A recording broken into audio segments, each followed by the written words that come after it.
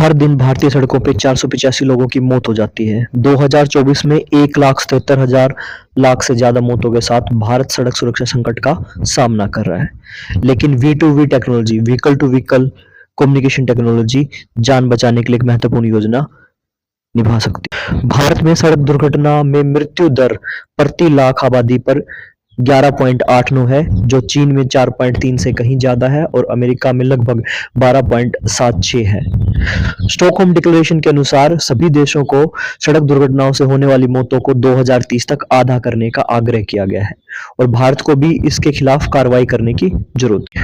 Vehicle to vehicle communication या V2V एक wireless system है जहां कारें real time data, speed, location, braking और खतरों का आदान प्रदान करती हैं।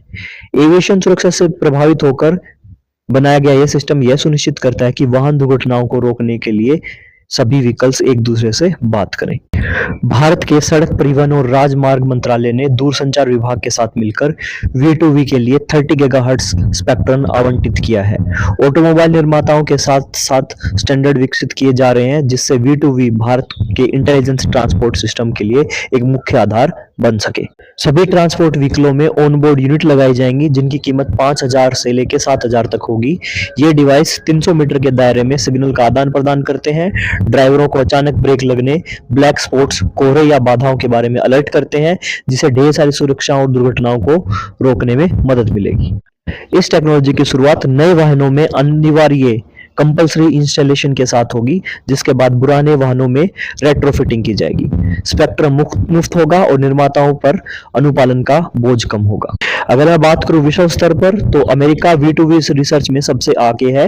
यूरोप इसे स्मार्ट शहरों में इंटीग्रेट कर रहा है और जापान का ITS connect real time alert प्रदान करता है।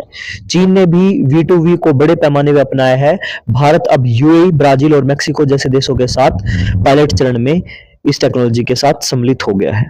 जहां इस टेक्नोलॉजी के बहुत सारे फायदे हैं, वहां कुछ चुनौतियां भी बनी हुई हैं, जैसे फ्रीक्वेंसी की समस्याएं, गलत कम्युनिकेशन का जोखिम, डेटा प्राइवेसी की समस्याएं, साइबर सुरक्षा के खतरे। मजबूत रेगुलेशन के बिना V2V ड्राइवरों को निगरानी या हैकिंग के जोखिम में डाल सकते। इससे बचने के लिए भारत को वैश्विक स्टैंडर्ड अपनानी चाहिए। V2V को डिजिटल पब्लिक इंफ्रास्ट्रक्चर के साथ इंटीग्रेट करना चाहिए, समय समय पर साइबर सुरक्षा ऑडिट करना चाहिए और लोगों को के बीच जागरूकता पैदा करनी चाहिए।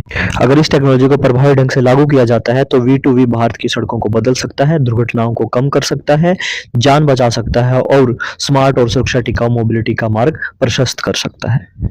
यह भारत का विजन 0 की ओर एक महत्वपूर्ण कदम होगा और यहाँ विजन 0 का मतलब है रोड पे होने वाले 0 एक्सीडेंट्स।